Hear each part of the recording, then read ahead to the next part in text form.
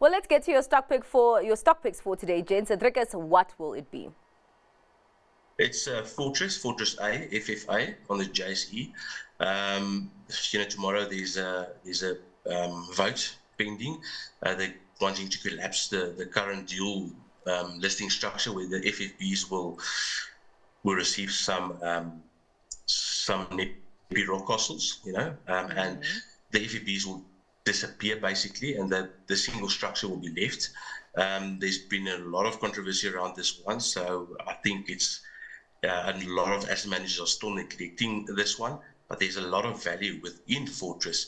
If you just strip out the value, post the FFB deal, if you strip out the value of Netcare Rockcastle, the remaining assets are trading at a very deep discount, and management has alluded to, rewarding FFA shareholders going forward by doing various transactions, selling some of the portfolio and returning a lot of those cash to the shareholders. They're not a REIT anymore. There's a lot of tax assets inside there, that they can utilize, that they don't need to be a REIT at the moment.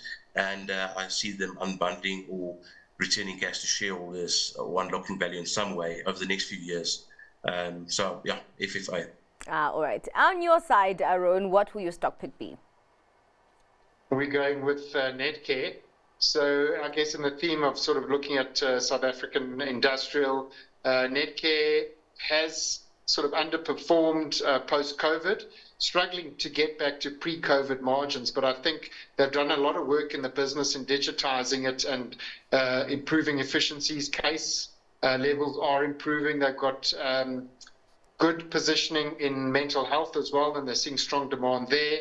So I think the prospects will improve, margins will improve, maybe not all the way back to pre-COVID levels, but the valuation can move up from here. It's a fairly safe bet, around 14 Rand. We think, it's got sort of a reasonable upside over the next 1 or 2 years.